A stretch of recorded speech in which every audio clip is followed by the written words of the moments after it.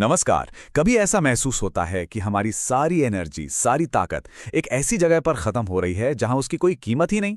आज हम एक ऐसी ही बहुत आम पर सच कहूं तो बहुत थका देने वाली आदत के बारे में बात करने वाले हैं।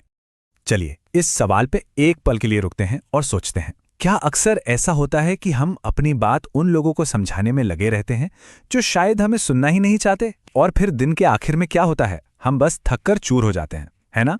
इस पूरी बात को ना और अच्छे से समझने के लिए चलिए कहानी सुनते हैं। ये कहानी है रमेश की। रमेश एक बहुत ही सीधा साधा इंसान है जिसका संघर्ष शायद हम में से कई लोगों को जाना पहचाना लगेगा।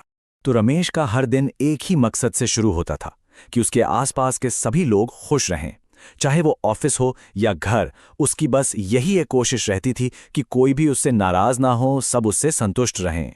लेकिन ये कोशिश आसान बिल्कुल नहीं थी। असल में तो ये एक ऐसा रोज का संघर्ष बन गया था जहां उसकी आवाज को सुनने वाला कोई था ही नहीं। ऑफिस में वो पूरी मेहनत से अपने आइडियाज, अपने काम के बारे में लोगों को बताता था, पर बदले में उसे क्या मिलता था? या तो मजाक, या फिर लोग ध्यान ही नहीं देते थे। लेकिन फिर भी वो लगा रहता था।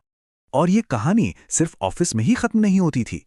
जब वो घर आता था तो उसे वहां भी यही लगता था कि उसके अपने ही लोग उसकी भावनाओं को, उसकी मेहनत को वो कीमत नहीं दे रहे हैं जिसका वो हकदार था।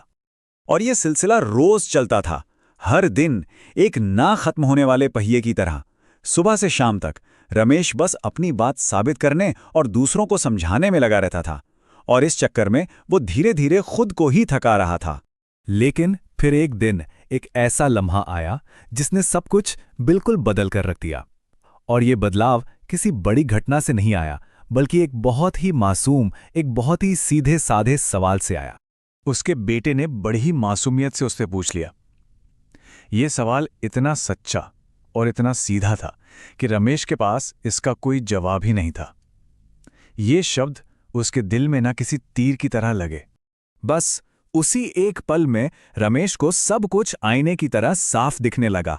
उसे ये एहसास हुआ कि इतने समय से वो असल में गलती कर कहाँ रहा था। उसकी पूरी सोच ही जैसे बदल गई। रमेश को समझ आया कि उसकी असली गलती क्या थी। देखिए, दिक्कत एक अच्छा इंसान होने में नहीं थी। नहीं, असली गलती तो ये थी कि वो अपनी अच्छाई का सर्टिफिकेट हर किसी से चाहता था, यहां तक कि उन लोगों से भी जिन्हें सच में कोई फर्क ही नहीं पड़ता था। और जैसे ही उसे ये एहसास हुआ, रमेश ने एक बड़ा फैसला लिया। उसने फैसला किया कि वो इस बोझ को अब और नहीं ढोएगा और एक नई हल्की फुल्की जिंदगी जिएगा। उसने अपने लिए दो बहुत ही आसान से नियम बनाए। पहला, कि वो अपनी बात और अपनी एनर्जी सिर्फ उन लोगों पर लगाएगा जो सच में उसे समझना चाहते हैं, और दूसरा, बाकी सबको वो जाने देगा। कोई बहस नहीं, कोई सफाई नहीं, बस खामोशी। तो इस पूरी कहानी की सबसे जरूरी सीख यही है कि हर किसी को समझाना और हर किसी को खुश रखना हमारी जिम्मेदारी नहीं है। हमारी जिम्मेदारी खुद के लिए है, अपने मन की शांति के लिए है। और ये कहानी हमें इस आखिरी सवाल पर लाकर छोड़ देती है, क्या हम ये पहचान पा रहे हैं कि हमारी एनर्जी कहाँ कहाँ बेकार में खर्च हो रही हैं? कौन सी वो बातें हैं, कौन सी वो बहसें हैं जिन्हें अब जाने देना ही शायद सबसे अच्छा फैसला होगा।